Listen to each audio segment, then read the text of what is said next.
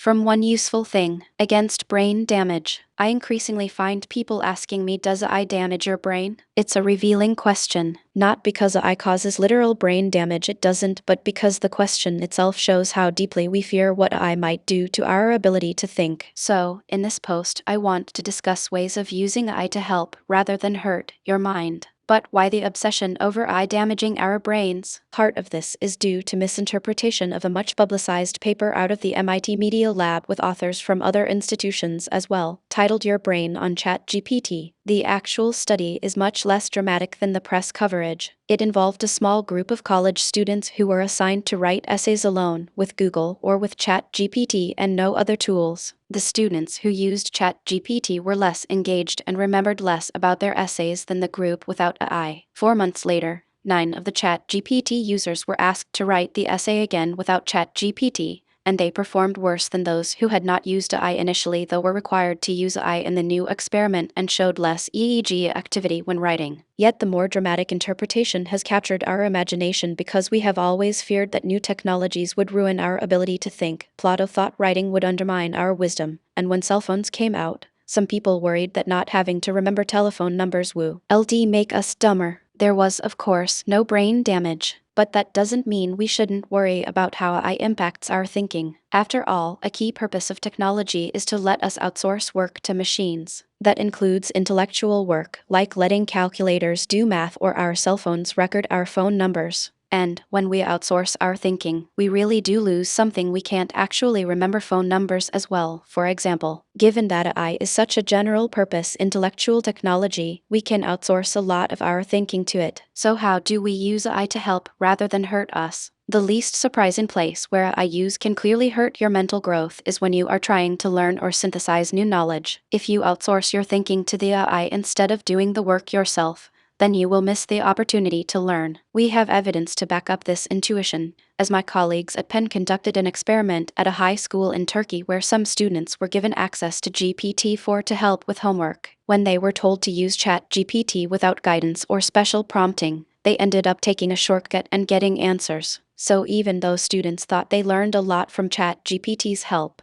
they actually learned less, scoring 17% worse on their final exam compared to students who didn't use ChatGPT. What makes this particularly insidious is that the harm happens even when students have good intentions. The AI is trained to be helpful and answer questions for you. Like the students, you may just want to get AI guidance on how to approach your homework, but it will often just give you the answer instead. As the MIT Media Lab study showed, this short-circuits the sometimes unpleasant mental effort that creates learning. The problem is not just cheating, though AI certainly makes that easier. The problem is that even honest attempts to use AI for help can backfire because the default mode of AI is to do the work for you, not with you. Does that mean that AI always hurts learning? Not at all. While it is still early, we have increasing evidence that, when used with teacher guidance and good prompting based on sound pedagogical principles, AI can greatly improve learning outcomes. For example, a randomized, controlled World Bank study finds using a GPT-4 tutor with teacher guidance in a 6-week after-school program in Nigeria had more than twice the effect of some of the most effective interventions in education at very low costs. A Harvard experiment in a large physics class found a well-prompted AI tutor outperformed active classes in learning outcomes.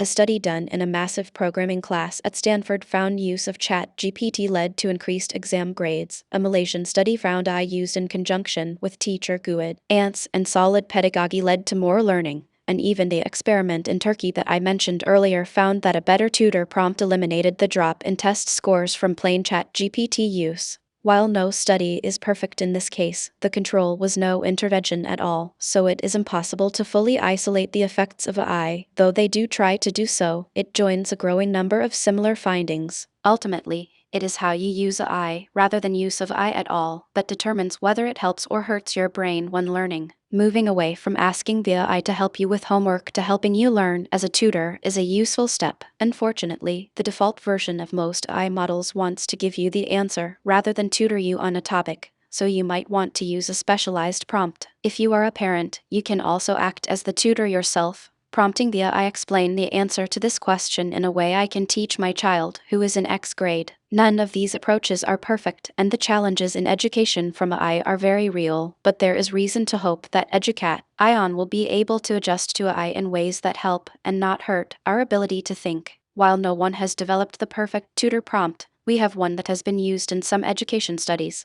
and which may be useful to you, and you can find more in the Wharton Generative AI Lab prompt library. Feel free to modify it. It is licensed under Creative Commons. That will involve instructor guidance, well-built prompts, and careful choices about when to use AI and when it should be avoided. Just like in education, AI can help or hurt your creativity depending on how you use it. On many measures of creativity, AI beats most humans. To be clear, there is no one definition of creativity, but researchers have developed a number of flawed tests that are widely used to measure the ability of humans to come up with diverse and meaningful ideas. The fact that these tests were flawed wasn't that big a deal until, suddenly, AIs were able to pass all of them. The old GPT-4 beat 91% of humans on the variation of the alternative uses test for creativity and exceeds 99% of people on the Torrance tests of creative thinking. And we know these ideas are not just theoretically interesting. My colleagues at Wharton staged an idea generation contest, pitting ChatGPT-4 against the students in a popular innovation class that has historically led to many startups. Human judges rating the ideas showed that ChatGPT-4 generated more, cheaper, and better ideas than the students. The purchase intent from these outside judges was higher for the AI-generated ideas as well. And yet,